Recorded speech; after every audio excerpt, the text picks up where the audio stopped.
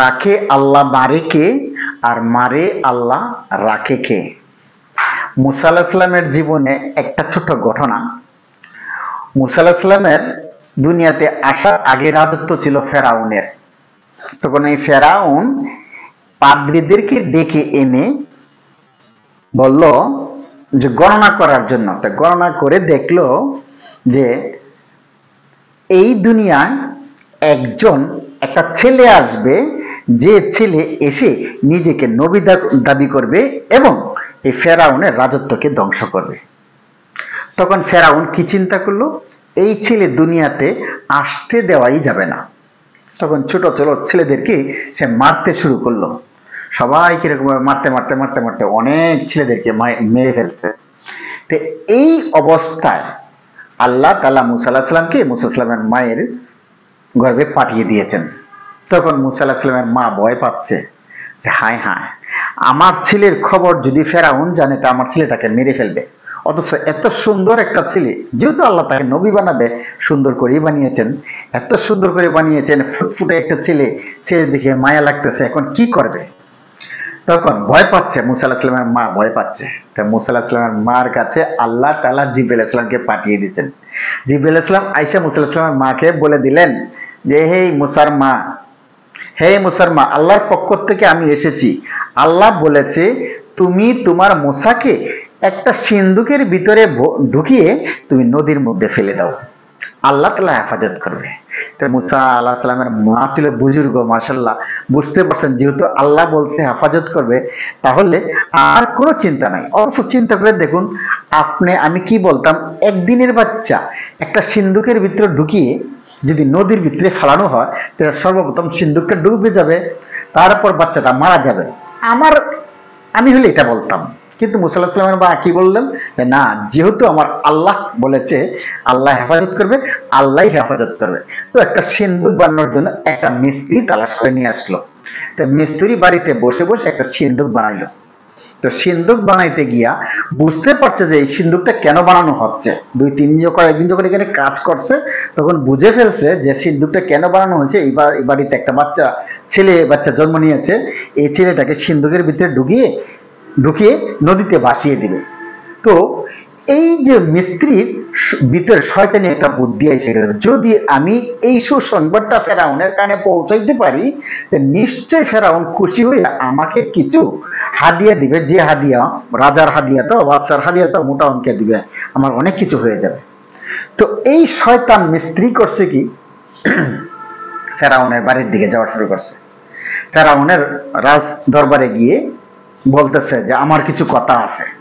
যখন বলল যে আমার কিছু কথা আছে, তখনই আল্লাহ তাআলার কুদরতির সাহায্যে এই মিস্ত্রির জবান বন্ধ হয়ে গেল। কিছুই কথা বলতে পারতেছে না। কিছুক্ষণ হাও মাও করে নেমে চলে আসলো। যখন বাড়ির দিকে রওনা হলো, কিছুক্ষণ পর জবান আবার খুলে গেল, কথা বলতে পারতেছে। তখন ভাবলো হায় হায়, কথা আমি ঠিকই বলতে পারলাম, কিন্তু ওখানে কেন বলতে পারলাম না। আচ্ছা ঠিক আছে, আমি আরেকবার চেষ্টা করে দেখি, যদি কথাটা বলতে পারি তাহলে মোটা অঙ্কে একটা হাদিয়া পেয়ে যাব। এই মিস্ত্রি আবার রাজ দরবারে যাওয়া শুরু করছে। তখন গিয়ে আবার কিছু বলতে চায়, তখন ফেরাউন দেখে যখন কথা বলতে চাইছে আবার জবান বন্ধ করে দিয়েছে আল্লাহ তাআলা, কিছুই কথা বলতে পারলো না। তখন ফেরাউন রাগান্বিত হয়ে গেছেন যে না, ওই দুষ্ট লোকটা বারবার আসে, কি বলতে আসে, শুধু করে ডিস্টার্ব করে, কিছুই কথা বলে না। পরবর্তীতে যদি আর একবার আসে তাহলে তার গর্দান কাটা হবে। আচ্ছা চিন্তা করে দেখুন তো, এই মিস্ত্রি গিয়েছিল কার গর্দান কাটার জন্য? মুসা আলাইহিস সালামের গর্দান কাটার জন্য এবং কিছু হাদিয়া নিয়ে আসার জন্য। যদি এই খবর পৌঁছাইতে পারতো তাহলে ওই বাচ্চাকে মেরে ফেলবে আর আমাকে ওই মিস্ত্রিকে কিছু হাদিয়া দিবে, এই উদ্দেশ্যে গিয়েছিল। অথচ এখন কার গর্দান কাটার ফয়সালা হয়েছে? ওর নিজের গর্দান কাটা ফয়সালা হয়েছে। তাহলে এটা কে করে? আমার আল্লাহ করে। তো ঠিক আছে, এইখানে রেখে আমি এবার চলে যাই মুসা আলাইহিস সালামের কাছে। তো মুসা আলাইহিস সালামকে যখন মুসা আলাইহিস সালামের মা সিন্ধুকের ভিতরে ঢুকিয়ে ওনাকে নদীর মধ্যে ছেড়ে দিল, নীল নদের মধ্যে ছেড়ে দিল, তখন আল্লাহ তাআলা বলে দিল, হে নীল নদ, আমার নবী পানিতে ভাসছে, সাবধান, তুমি হেফাজত করবা, তাকে ডুবাতে পারবা না, 1 নাম্বার। 2 নাম্বার, তার স্রোতের দিকে না নিয়ে তুমি উল্টো দিকে নিয়ে যাবা। অর্থাৎ ফেরাউনের বাড়ি ছিল উল্টা দিকে নিয়ে যাবা। সে নদীর পানি ঠিক একই কাজ করছে, তাকে ডুবায়ও নাই এবং স্রোতের দিকেও নেয় নাই, স্রোতের উল্টা দিকে নিয়ে চলছে। আর এদিক থেকে মুসা আলাইহিস সালামের একজন বোন ছিল, বড় বোন।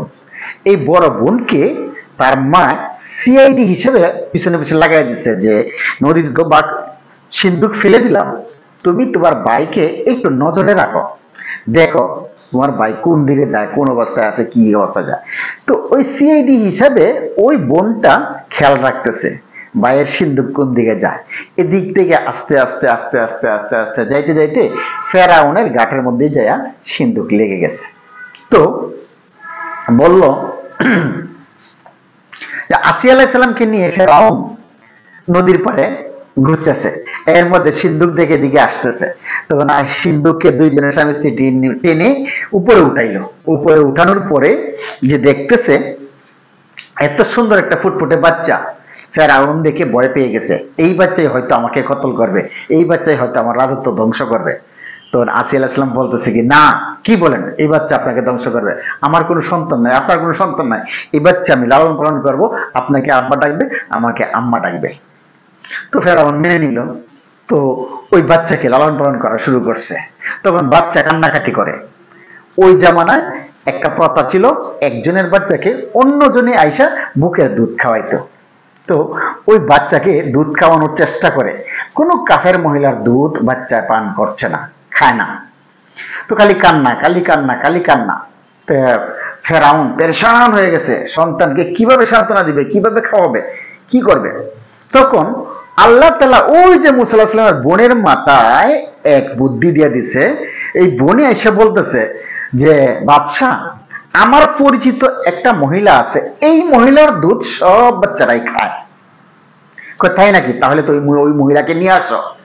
এই মুসা আলাইহিস সালামের বোন দৌড়ায় আসছে বাড়ির দিকে, আইসা মাকে বলতেছে, মা, আমার ভাই তো ওই ফেরাউনের ঘাটে আছে, ফেরাউনের বাড়িতে আছে, কারো দুধ খাচ্ছে না, আর আমি বলছি আমার পরিচিত একটা মহিলা আছে, এই মহিলার দুধ সব বাচ্চারাই খায়, অর্থাৎ মা তুমি যাও, তোমার দুধ খাবে, আসো। তো মাকে নিয়ে মেয়ে চলে আসছে ফেরাউনের বাড়িতে। তো ফেরাউনের বাড়িতে আসার সঙ্গে সঙ্গে বাচ্চাকে যখন খুলে দিছে, বাচ্চা কান্না থামিয়ে দিছে। আচ্ছা, যখন বুকের দুধ খেতে দিছে, তখন বাচ্চা খুব সুন্দর দুধ খাচ্ছে। তখন ফেরাউন খুশি, আসিয়া খুশি, বাচ্চা খুশি, বাচ্চার মাও খুশি। কে করছে? আমার আল্লাহ করছে, আমার আল্লাহ করছে। তখন ফেরাউন বলতেছে, এই মহিলা, তুমি এই বাচ্চাকে দুধ খাওয়াইবা আমার। তো মহিলা বলতেছে, না, আমি তো এখানে আমার বাড়িতে কাজ আছে, আপনার বাচ্চাকে যদি দুধ খাওয়াইতে হয় তা বাচ্চা আমাকে দিয়ে দেন, আমি আমার বাড়িতে নিয়ে আমি দুধ খাওয়াবো, পাইলে বড় করে পর আপনাকে দিয়ে দিব। তো ফেরাউন বলছে কি, হ্যাঁ, প্রয়োজনে তাই করব। তো ওই মহিলা তার সন্তানকে রাজকীয় পরিবেশে এই বাচ্চাকে লালন পালন করতেছে। তাহলে কে রাখে? আল্লাহ। মারে কে? আর মারে আল্লাহ, রাখে কে? আল্লাহ যা করে সব মঙ্গলের জন্যই করে। এবার বুঝতে